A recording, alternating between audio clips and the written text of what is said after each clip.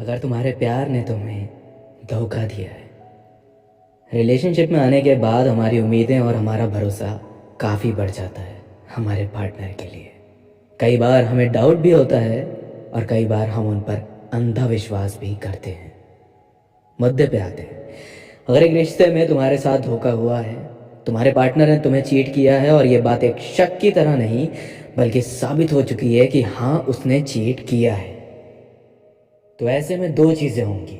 या तो वो बिल्कुल माफ़ी नहीं मांगेंगे क्योंकि उन्हें लगता है उन्होंने कुछ भी गलत नहीं किया है, या फिर आपसे सेकंड चांस मांगेंगे कि मुझसे गलती हो गई, प्लीज़ मुझे माफ़ कर दो, आगे से नहीं होगा। अगर सिचुएशन पहली वाली है जहां वो ये बात भी एक्सेप्ट करने के लिए रेडी नहीं है कि उसने कुछ गलत किया है, तो ऐसे में बिल्कुल भी देर मत करना उस इंसान से रिश्ता तोड़ने में। गुनाह भी करो और कबूल भी ना करो कि गुनाह किया है और उसके बाद ऐसे दिखाओ कि तुम तो कुछ गलत कर नहीं सकते और हम गलत कर रहे हैं। ऐसे शख्स को अपनी ज़िंदगी से निकाल दो, भले ही कितनी ही मुश्किलें आए। आप डिज़र्व नहीं करते एक ऐसा शख्स जो आपको धोखा देता है, और अपने आप को सेटल करने की कोशिश मत करना। अब बात करते हैं दूसरी सिचुएशन की, जहां पर एक शख्स आपसे माफ़ी मांग रहा है, कह रहा है गलती हो गई, आगे से नहीं होगा। अब मैं जो बोलने जा रहा हूँ ना, उसे सुन के तुम्हारे मन और तुम्हारी सोच को बहुत चोट लगने वाली है, लेकिन सुन लेना, ज़िंदगी तुम्हारी है, किसी और की नहीं। मत माफ़ करो, मत भूल करो ये सोचने की कि वो शख्स सुधर जाएगा। एक मौका मिलना चाहिए, प्यार और रिश्ते के खातिर वो सुधरेगा।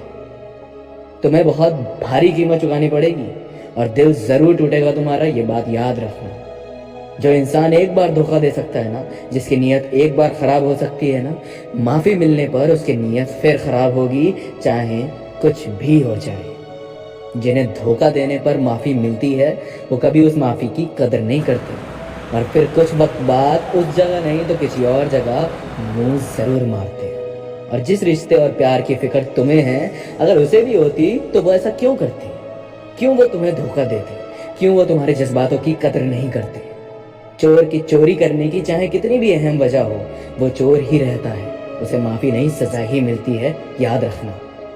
तुम्हें लाख परेशानियों का सामना करना पड़े इस रिश्ते को ख़त्म करते समय और करने के बाद कर लेना, मगर किसी भी हाल में अपनी ज़िंदगी के साथ उस धोखेबाज इंसान के साथ रहने का समझौता मत करना। ये बातें कड़वी ज़रूर हैं लेकिन सच है। तुम्हें मानना है मानो, नहीं मानना मत मानो। ज़िंदगी तुम्हारी है, फैसला भी तुम्हारा ही होगा।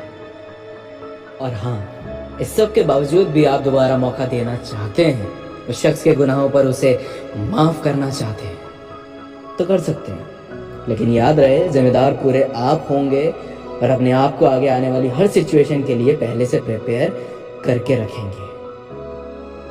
जाते जाते फिर भी कहूँगा, गलती होगी माफ़ कर देना।